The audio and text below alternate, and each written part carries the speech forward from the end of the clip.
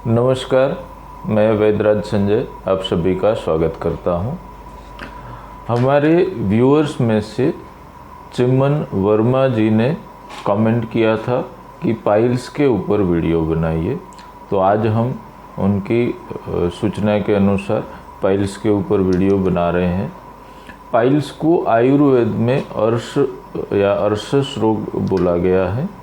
सादी भाषा में उसको मस्से बोलते हैं या हर्ष बोलते हैं। अर्श का अपभ्रंश होके हर्ष बना है। एक्चुअल वर्ड अर्श है, संस्कृत वर्ड है।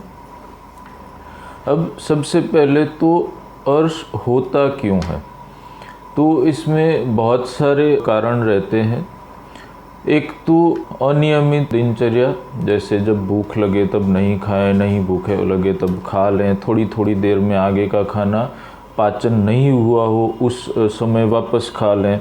कई लोग ऐसा शेड्यूल बनाते हैं कि मुझे भी हर 2 घंटे में खाना है, वज़न कम करना है, तो 2-2 घंटे में आगे का खाना हुआ, जो आगे का खाया हुआ खाना है वो पाचन नहीं हो पाता है।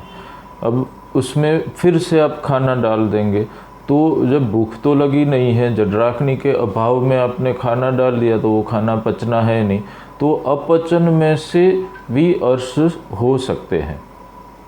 दूसरा कारण मल मूत्र आदि के वेगों को रोक के रखना, कि आपको मल या मूत्र का प्रेशर बना है, अभी आपको जाना है मगर आप अभी जाना नहीं चाहते, चाहे जो भी कारण हो, आपको काम है, कहीं बाहर हैं, बिज़ी हैं, मगर ये जब प्रोसेस बार बार रिपीट होती है, मतलब थोड़े थोड़े अंतराल में, डेली या 1-2 दिन में, लंबे समय तक, तब फिर जो दोष होते हैं वो वहाँ के रास्तों को अवरुद्ध करते हैं और वहाँ पे अर्श होते हैं।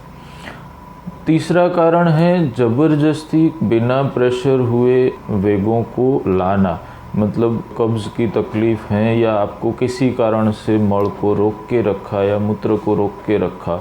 अब जब उस समय आपके पास समय नहीं था, अभी आप थोड़े फ्री हैं, तो अभी आपको जाना है मगर अभी प्रेशर तो हुआ नहीं है, तो आप ज़बरदस्ती करके मल को बाहर निकालने की या मूत्र को बाहर निकालने की कोशिश करते हैं, तो उसमें जो मसल्स के ऊपर स्ट्रेस बनता है, मसल्स खींचते हैं, वो भी अर्श का कारण बन सकते हैं।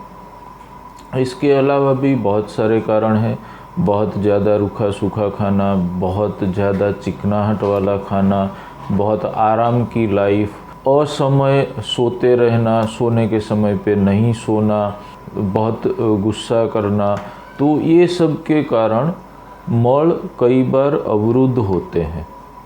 तो अवरुद्ध होने के बाद जो गुदा के अंदर का जो करीब 5.5 अंगुल का, ये 5.5 अंगुल, 5 और आधा अंगुल, ये 5.5 अंगुल का जो भाग है उसमें मल अटके रहते हैं, तो लंबे समय तक वहाँ पे मल नहीं रहने चाहिए। वो रहने से, जैसे किसी पौधे में पानी ज़्यादा डालने से और पानी का नीचे से निकाल नहीं होने पे उसकी जड़ें जो हैं वो एकदम से गल सी जाती हैं, तो कुछ यही अवस्था अपने मलाशय की लंबे समय तक वहाँ पे मल स्थिर रहने से होती है।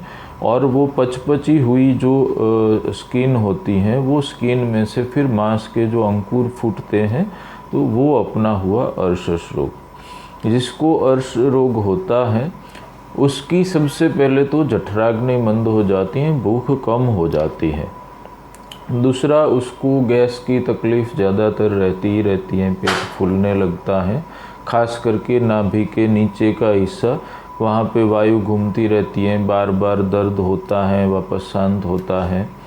इसके अलावा जॉइंट्स में दर्द रहता है, शरीर में स्फूर्ति का अभाव रहता है, थोड़ा सा सुस्त सा अनुभव होता है, ताकत और बल क्षीण होता है, काम शक्ति क्षीण होती है, ओजस क्षीण होता है, चेहरे का तेज जो है वो चला जाता है, और कई बार शरीर सूखने भी लगता है, जैसे एक एक्सपेक्टेड वज़न हो कि भाई इतना लंबाई है तो उसके अनुसार इतना वज़न होना चाहिए, मगर वो कई बार नहीं होता है। हर बार वज़न कम होता है ऐसा ज़रूरी नहीं है, मगर कई बार ऐसा होता है कि जिनको अर्श रोग होता है उनका वज़न घटने लगता है, विषाद बढ़ता है, नकारात्मकता बढ़ती है। तो ये सब जो लक्षण हैं वो सामान्य रूप से अर्श रोग के हैं। आवाज़ भी थोड़ी बहुत अर्श रोग जिसको होता है उनकी बदल जाती है। अब इसमें अर्श कई प्रकार के होते हैं, वायु, पीत, कफ, 3 दोष से अलग अलग, 2-2 दोष के युग्म से वात पीत, वात कफ और पित्त कफ के युग्म से, और सन्निपात यानी तीनों दोषों के साथ में कुपित होने से, और 8वां रक्त के प्रकोप से। तो ये 8 प्रकार के अर्श रोग बताए गए हैं। इसमें पित्त और रक्त जनित जो अर्श रोग होते हैं उसमें उसको रक्तार्श बोलते हैं, जिसमें से ब्लीडिंग होता है, खून निकलता है। बाकी के जिसमें पित्त का योग नहीं है वैसे अर्श में से रक्तस्राव नहीं होता है। तो जो रक्तार्श हैं वो ज़्यादा पीड़ादायक हैं, उसमें ज़्यादा कमज़ोरी आती है क्योंकि बार बार खून शरीर से बाहर निकलता है।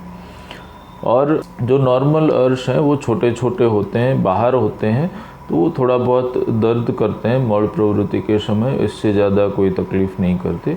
मगर जब गुदा के अंदर के भाग में होते हैं, वो बड़े हो जाते हैं, तो फिर वो मौल को अवरुद्ध करते हैं, बाहर निकलने में तकलीफ़ करते हैं, रास्ते को थोड़ा बहुत ब्लॉक कर देते हैं, तो वो ज़्यादा पीड़ादायक होते हैं और उसको ठीक करने में भी थोड़ा ज़्यादा मुश्किल होता है। बाहर के हैं तो उसको नॉर्मल क्षार सूत्र या ऐसे किसी भी क्रिया से या क्षार कर्म से या अग्नि कर्म से उसको निकाल दिया जा सकता है।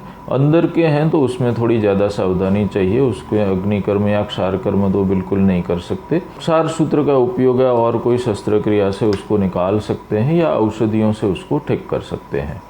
तो जिसको अर्श रोग हैं उनको सबसे पहला तो ध्यान ये रखना है कि पौष्टिक आहार विहार रखे, ताकत आए वैसा, और संतुलित आहार रखे, बहुत रूखा नहीं, बहुत चिकना नहीं, मतलब घी दूध का भी अतिरेक भी नहीं होना चाहिए और अल्पता भी नहीं होनी चाहिए। दूसरा, पौष्टिक आहार लें क्योंकि उसमें बल क्षीण होता है। तीसरा, जिसमें भूख बनी रहे या भूख बढ़े, जठराग्नि प्रदीप्त हो, ऐसे खान पान रखने चाहिए क्योंकि सबसे पहला असर जो है अर्श रोग का वो ये होता है कि जठराग्नि मंद हो जाता है, खाना कम हो जाता है, तो व्यक्ति कमज़ोर होने लगता है, उसका जो बल है वो क्षीण होने लगता है। तो बलवर्धक आहार के साथ दीपन आहार या दीपन विहार यानी कि व्यायाम इत्यादि रखें, तो उससे जो है आपका बल बना रहेगा, तो अर्श रोग की उग्रता ज़्यादा नहीं होगी। तीसरा, व्यायाम नियमित अवश्य करें क्योंकि वो शरीर के अंदर धातुओं का सर्कुलेशन जो है वो नियंत्रित करता है, तो उससे अर्श रोग का बढ़ना काफ़ी हद तक कम हो जाता है या तो बंद हो जाता है। अब इसकी चिकित्सा में जो है कि मल अवरुद्ध नहीं हो, यानी कि मल प्रवृत्ति सहजता से हो, वैसी एक तो चिकित्सा करनी चाहिए। और उसके अलावा किस दोष के कारण अर्श रोग हुआ है, सबसे पहले तो वो दोष को जान के वो दोष का निराकरण करना चाहिए, उसका शमन करना चाहिए या तो शोधन करना चाहिए। तो ज़्यादातर अर्श रोग में तो दोषों का शोधन करने से उसके उपद्रव सारे शांत हो जाते हैं। और उसके बाद अर्श को गलाने के लिए औषधियाँ हैं, वो तो वैद्यकीय देखरेख में लेनी चाहिए, आपको घर पे उसके एक्सपेरिमेंट नहीं करने चाहिए। और अगर नहीं गलाने हैं और काटने लायक हैं तो उसको क्षार सूत्र या क्षार कर्म या अग्नि कर्म या बहुत सारे और भी तरीके हैं, तो आप अनुभवी वैद्य के देखरेख में या उनके हाथों से ये सब क्रिया करवा के उससे मुक्ति पा सकते हैं। इसके अलावा आपको और कुछ जानना है तो हमें कमेंट करके बताइए, हम कोशिश करेंगे कि आपको उस विषय में जानकारी उपलब्ध कराएं। तब तक के लिए स्वस्थ रहें, निरोगी रहें। धन्यवाद।